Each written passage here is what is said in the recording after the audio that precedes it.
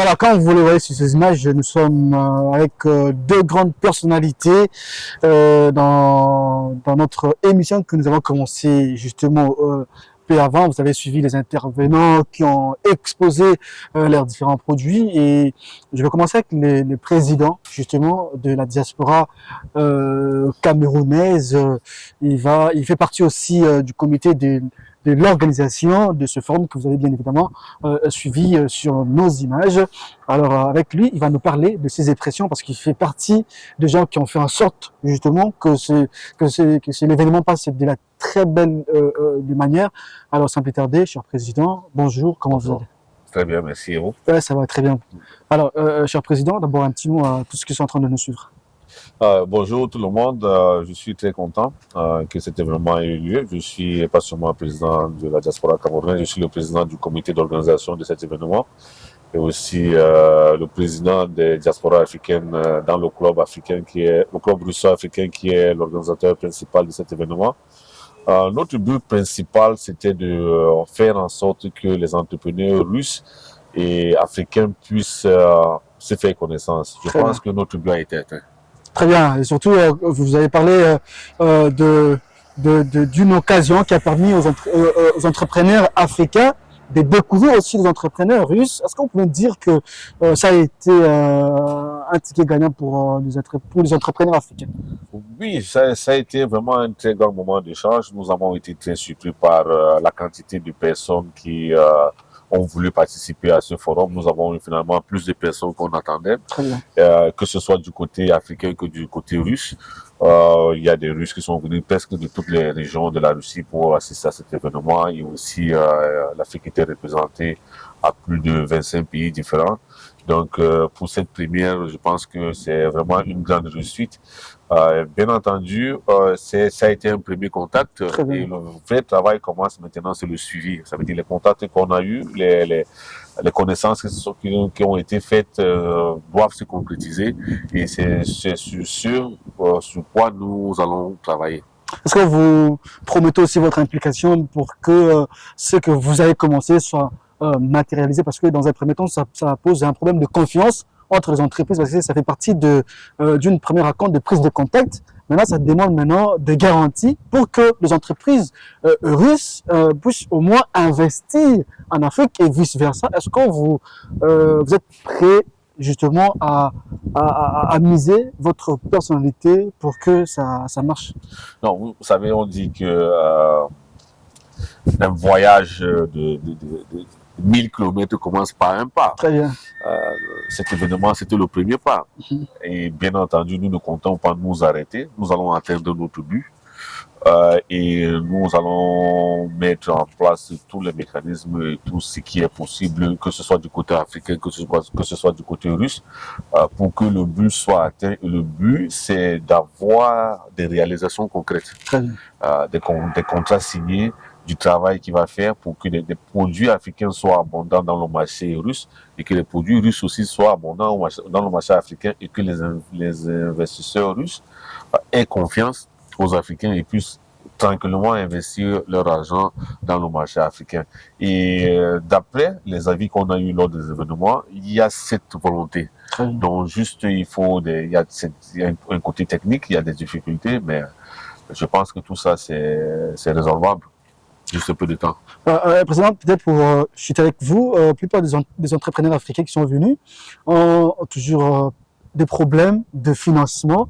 Et ça pose vraiment un sérieux problème quant à ça.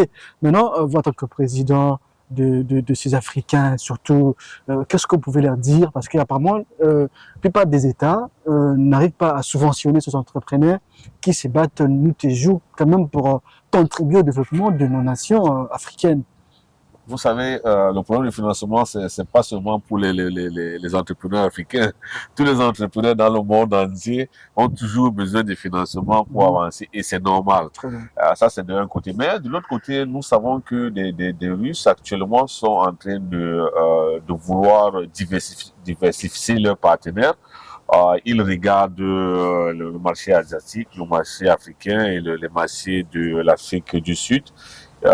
Et ils sont prêts à investir dans ce domaine-là. Et nous, volonté, c'est que quand même la plus grande partie des investissements qui doivent aller dans des autres pays aillent en Afrique. Et on sait que l'Afrique, on a un grand potentiel pour satisfaire les investisseurs russes. C'est seulement qu'il y a quelques questions techniques qu'il faut résoudre, mais je pense qu'avec le temps, tout ça sera réalisé.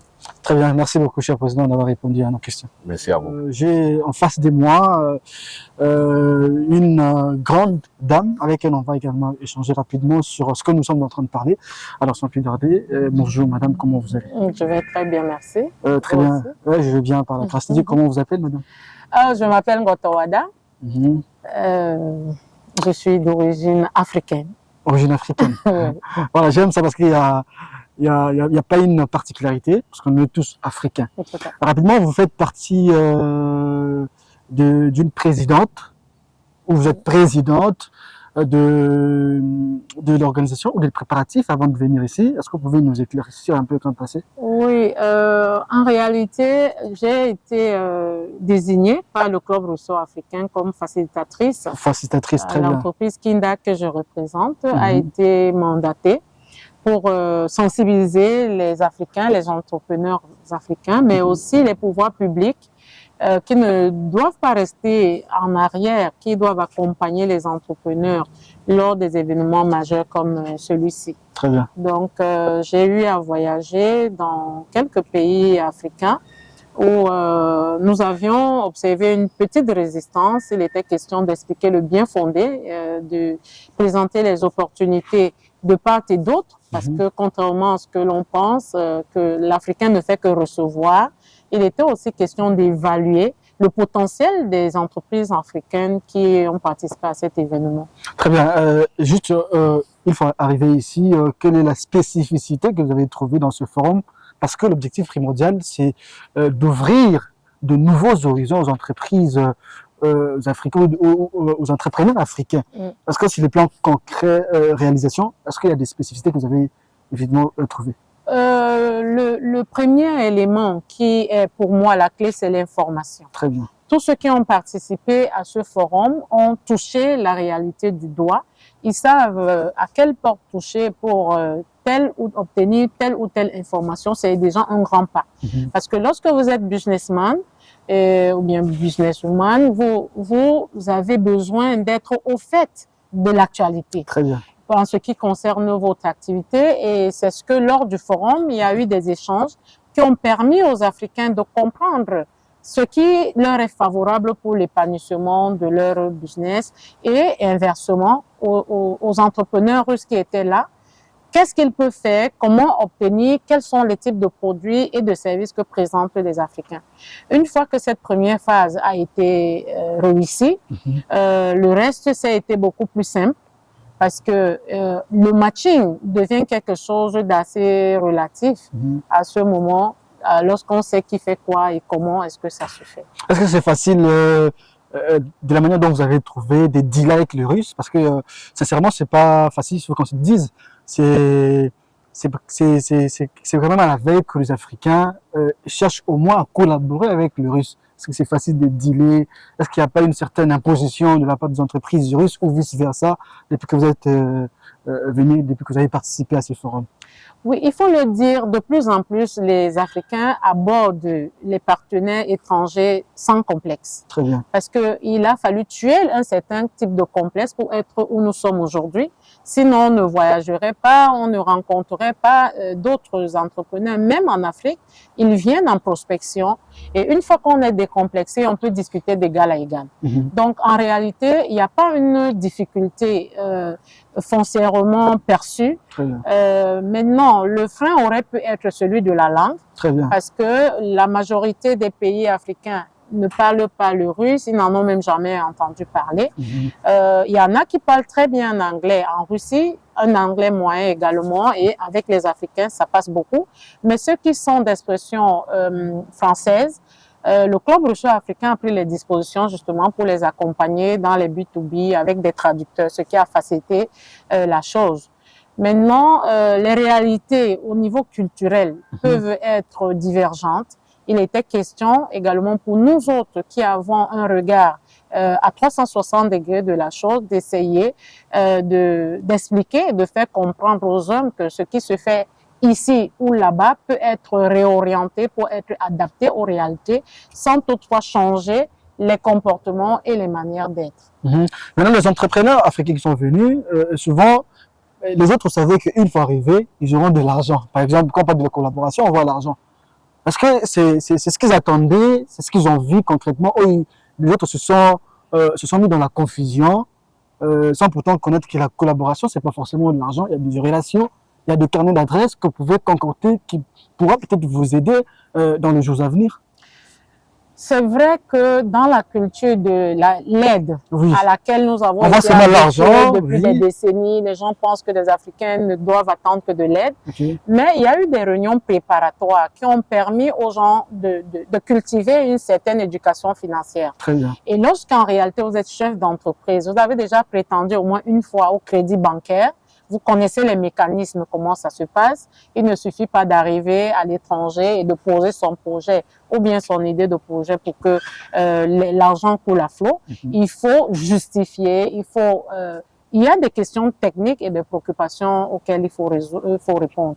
Donc, je pense que ce travail a été fait en amont, de manière préparatoire. Et sur le terrain, peut-être il y a eu des questions ou bien des orientations qui n'avaient pas été revues, mais avec l'encadrement du Club russo-africain et le travail qui continue à se faire, parce que la preuve, vous êtes là aujourd'hui, ce qui laisse croire que tout ce qui a été fait, il y a un suivi en arrière. Je pense que progressivement, les gens vont s'améliorer dans leur perception et même dans leur offre de biens et services. Et peut-être pour rechuter, comment les Africains ont découvert la Russie autrement dans le climat des affaires, contrairement à ce qu'on nous disait de la Russie, par exemple. Parce que si nous voyons des images qu'on nous présente à la télé, entre guillemets, vous comprenez ce que j'ai dit, et des réalités que vous avez trouvées sur terrain. Comment vous avez découvert la Russie autrement, dans le climat des affaires?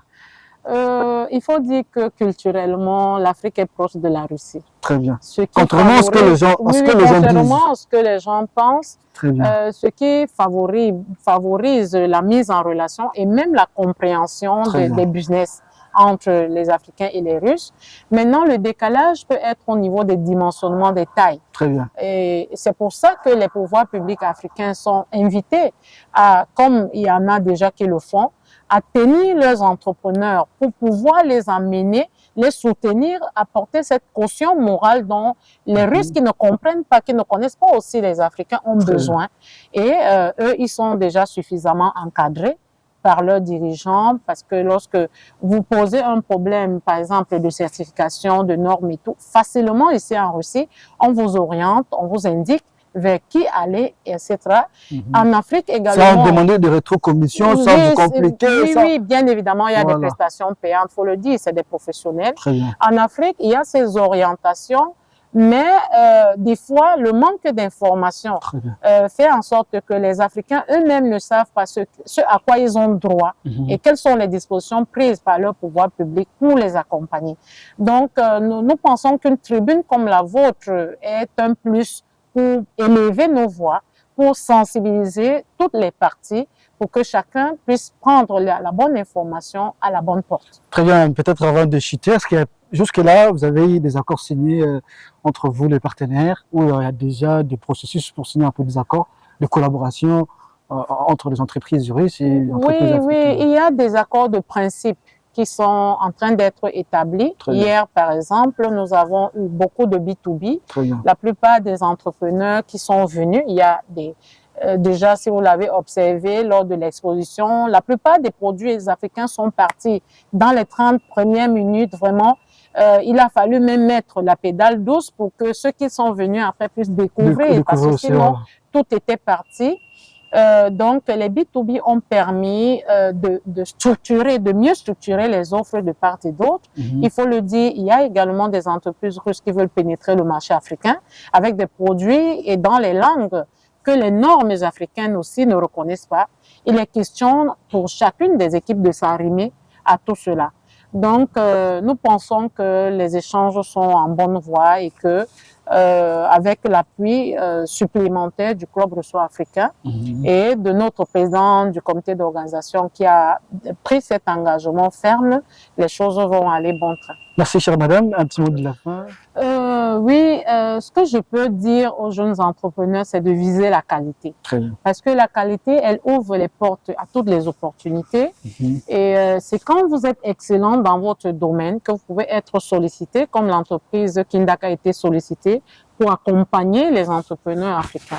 Nous encadrons beaucoup de jeunes, nous formons beaucoup de structures, donc nous avons à peu près une appréciation du mindset et nous ne pouvons pas terminer ce propos sans remercier les dirigeants africains qui nous ont ouvert leurs portes. Nous avons été accueillis par beaucoup de ministres, nous avons été accueillis par des maires, des opérateurs économiques, des patronats. Nous pensons que cette structuration déjà mise sur pied, les jeunes entrepreneurs qui se lancent ne doivent pas s'éloigner de ces structures-là, parce que c'est ces institutions qui peuvent mieux les encadrer pour les mettre en contact avec nous. Donc, en réalité, viser la qualité, être au fait de l'information, travailler de manière acharnée, et vous serez vraiment intéressant à divers niveaux. Très bien, surtout j'aimais travailler de manière acharnée, vous ne serez jamais dessus. Merci chère madame d'avoir répondu à nos questions et nous vous souhaitons bon séjour. Oui, très souvent les jeunes nous demandent où est-ce que on peut vous contacter. Très bien. Nous sommes ouverts en réalité. Si vous avez un numéro de téléphone. Oui, vous pouvez nous joindre au plus 237 6 53 90 79 49. Si vous pouvez commencer. Plus 237 653 90 79 49 ou bien au plus 233 6 99 94 81 72 ou encore à l'adresse mail kindak.info@gmail.com. Peut-être qu'au Cameroun, il y a le bureau qui peut passer vous voir. Oui, nous avons des bureaux à Douala, c'est à Koto. Beaucoup qui sont implantés au Cameroun me connaissent, au bloc L, entrée de Grand Parking. Nous avons un shop à Total Foda à Yaoundé. La plupart des entrepreneurs camerounais et même sur nos pages Facebook, Kindak, etc. peuvent trouver l'information. Mais nous sommes basés dans la ville de Makak, où nous-mêmes, nous avons nos exploitations agricoles et nos installations pour l'unité de transformation. Très bien, vous avez toutes les adresses, passez, vous allez voir madame, vous allez discuter. Il y aura des gens qui vont peut-être vous accueillir, vous allez discuter, vous avez besoin d'une information, vous avez besoin d'un projet, tout ce que vous en avez besoin, passez dans les adresses ou contactez le numéro qu'on vous a donné et puis vous aurez de précisions quant à ça. Merci, chère madame, d'avoir répondu à nos questions.